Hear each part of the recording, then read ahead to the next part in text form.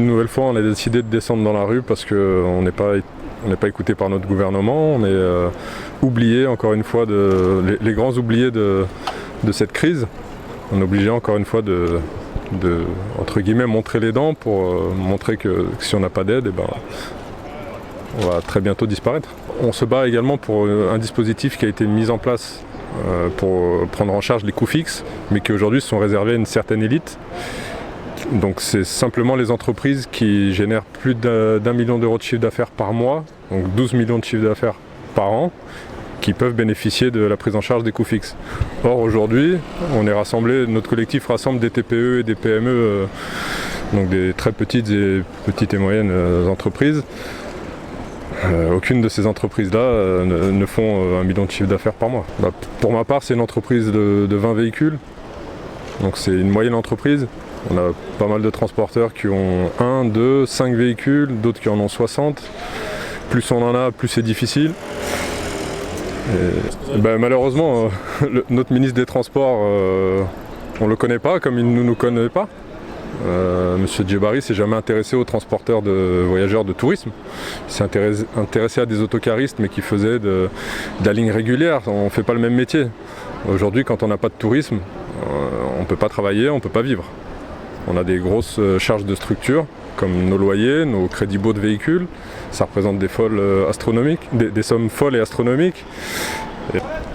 On lui demanderait d'être inclus dans ce dispositif des coûts fixes, de le réduire à un seuil acceptable pour les TPE-PME, de prolonger également le chômage partiel pour nos salariés, parce qu'il ne faut pas oublier qu'on emploie beaucoup de salariés, ils ont des familles à nourrir. On n'aimerait pas leur dire désolé, on n'a plus de travail, on n'a plus d'aide, on doit fermer la boutique et puis au revoir, trouver du travail. On est aussi des êtres humains avant d'être des employeurs et c'est vrai que ça nous pèse également cette situation. Ouais.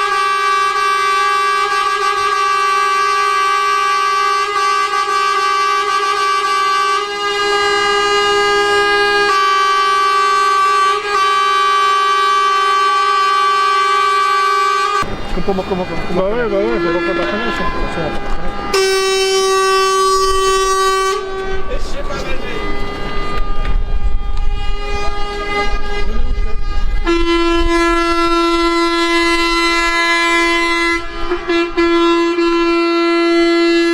Le Titanic, on coule.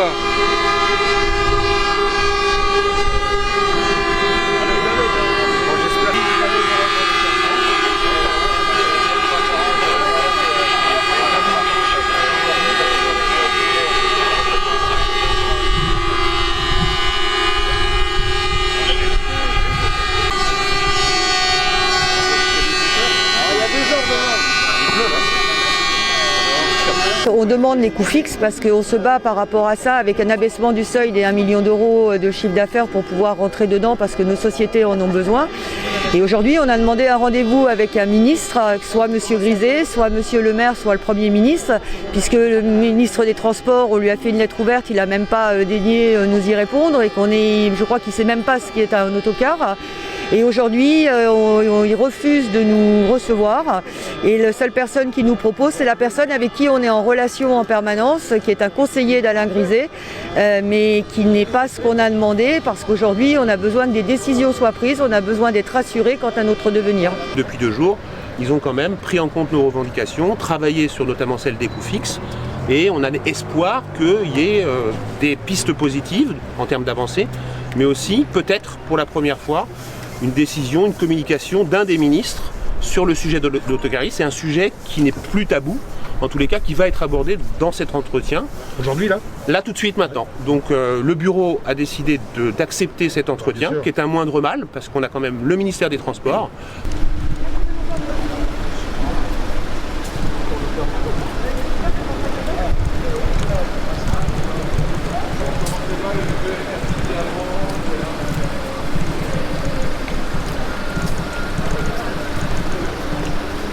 d'Alain Griset et par le conseiller de Jean-Baptiste Djebari qui était là en visio, et on a eu également la participation à la réunion du directeur du cabinet d'Alain Griset, le ministre des PME. Ce qu'on a compris, c'est que toutes nos revendications ont été comprises, toutes entendues, lues, et point par point, il nous a été donné un petit état de la situation. Et ce qu'on a constaté, c'est pour la première fois peut-être une réelle prise de conscience du ministre des Transports qui va nous répondre à la lettre ouverte que nous lui avons adressée. Donc on a ce premier engagement d'avoir une réponse concrète de tous les sujets qui ont été abordés dans la lettre ouverte à Jean-Baptiste Djebari. On a aussi un engagement de la part du directeur de cabinet d'Alain Griset qu'il y aura également du côté du ministre Alain Griset une communication prochainement sur les sujets qui nous préoccupent et notamment sur le thème des autocaristes. Et tous les points des différentes revendications ont été évoqués et un certain nombre d'avancées sont constatées. Sur les points du ministère des Transports, on fera un mail bien sûr détaillé, mais des actions vont être envisagées dès cet été contre le cabotage. Une ordonnance qu'on va nous communiquer est parue récemment pour réglementer les plateformes qui ne sont pas françaises et qui ont recours à parfois des transporteurs caboteurs. Donc il y a du concret qui nous a été annoncé et qui va nous être prouvé. Sur les ZFE, il va y avoir un travail, une réunion à laquelle on va participer, nous le CAI, pour travailler sur les dérogations possibles en fonction des communes et les projets inquiétants sur les communes de Grenoble, de Lyon et sur l'évolution notamment des normes Euro 6 qui pourraient être prolongées. Donc on a ouvert tous les débats sur la transition énergétique et les difficultés d'investissement notamment des autocaristes de tourisme sur des véhicules verts, des capacités financières compliquées pour investir sur des véhicules verts, donc prolongation éventuelle ou dérogation sur des ZFE pour pouvoir continuer de travailler sur le tourisme partout en France et ne pas voir des autocars, ne pas pouvoir travailler à Bordeaux, à Lyon dans les prochains mois et à Paris. Donc il y a une réelle prise en compte de ça du côté du ministère donc, des Transports. Et un nouveau dialogue qui s'est construit, dans lequel on a insisté sur le fait que le ministre des Transports ne citait jamais les autocaristes, qui paraissaient ne pas s'y intéresser. Et on nous a affirmé l'inverse, et on a demandé à ce qu'on nous le prouve. Donc on a réitéré notre invitation au ministre des Transports, Jean-Baptiste Djebari, comme au ministre des PME, Alain Griset, de venir visiter prochainement une compagnie d'autocars vivant du tourisme, et pas cette fois une compagnie qui vit du tourisme et des conventionnés. Donc c'est quelque chose qui a été entendu, hein. Il n'y a pas d'engagement qui a été pris aujourd'hui, mais c'est une requête qui a été entendue et comprise pour symboliser l'intérêt et l'inquiétude des autocaristes de la part du ministre de tutelle. Donc on sent qu'il y a un changement d'attitude, un changement de discours, et pour la première fois, son conseiller, que nous connaissons, on l'a senti impliqué, on l'a senti au fait du dossier, on l'a senti à l'écoute de tout ce qu'on a listé dans la lettre ouverte, mais également de toutes les revendications du communiqué de presse. La plus importante étant les coûts fixes, évidemment, sur lesquels on va continuer de contribuer sur une étude, parce que c'est une gestion qui se fera au cas par cas. Donc si on a ce bénéfice du dispositif des coûts fixes, ça ne pourra se faire qu'au cas par cas, en fonction évidemment des critères de BE négatifs, en fonction de ce fameux seuil de 1 million d'euros de chiffre d'affaires que l'on veut voir disparaître. Donc l'étude est en cours, on a plutôt un sentiment positif sur le caractère pertinent de nous voir intégrer, mais si c'est le cas, ce ne sera pas sous forme d'annonce. On ne va pas dire, comme pour les discothèques, tous les autocaristes rentrent dans les coûts fixes, mais ceux qui sont éligibles pourront en bénéficier au cas par cas. On attend une réponse, on doit contribuer à nouveau pour ce qui est des coûts fixes. On a appris un truc important qu'on n'avait peut-être pas vu passer et qui est plutôt positif aussi sur la location partielle à 100% sur les nouveaux décrets et qui est plutôt rassurant. On pensait que la dégressivité allait commencer dès le mois de juin. Or, dans le décret qui vient de paraître, on aura cette possibilité de bénéficier du chômage partiel jusqu'au mois d'octobre, à partir du moment où on perd 80% du chiffre d'affaires, ce qui va être le cas de toutes les entreprises présentes ici. Donc l'excellente nouvelle du jour, c'est que contrairement à ce qu'on pensait, le chômage partiel à 100% sera possible au moins jusqu'au mois d'octobre. Donc comme c'est une des revendications fortes du CAI, c'est vraiment un point positif que l'on a appris aujourd'hui. Pour ce qui est du fonds de solidarité, là il n'y a pas de secret, on sait que dès le mois de juin, puis juillet et août, ce sera dégressif, mais qu'au-delà, les entreprises les plus fragilisées pourront bénéficier à nouveau de dispositifs qui ne seront pas connus. Il y a un bilan qui sera fait en août, en fonction de la reprise des activités et en fonction de combien on aura eu de fonds de solidarité en juin, juillet et août.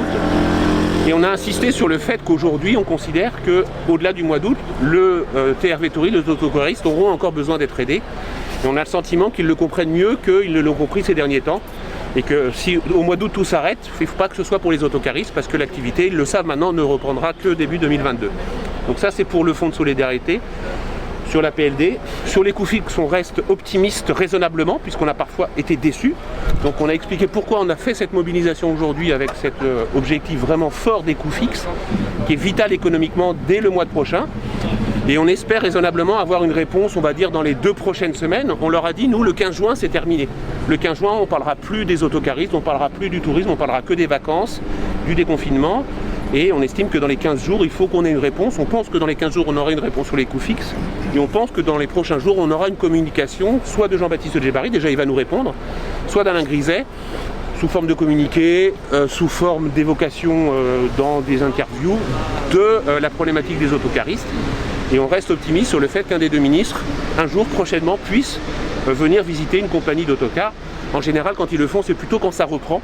Donc voilà, c'est pas pour dire ça va mal, mais c'est pour dire ça a été mal, ça va mieux, on vous a aidé et on est content que ça reprenne. Donc voilà, on n'a pas d'engagement là-dessus, on va pas se mentir, mais on a vraiment le sentiment que la mobilisation d'aujourd'hui a été utile et nécessaire parce qu'on est monté d'un cran. Et cette fois, on a été reçu par 3 interlocuteurs. Le ministre est revenu de l'Assemblée nationale et le directeur de cabinet a parlé de notre mobilisation. C'est monté jusqu'à Matignon, où là, le Premier ministre attendait notamment un retour de notre réunion, un retour de notre décision aussi par rapport à ce qui avait été évoqué. Et visiblement, la mobilisation, d'après ce qu'on nous dit, ce qu'on a compris, a eu des effets escomptés à la fois au niveau médiatique, mais aussi au niveau gouvernemental.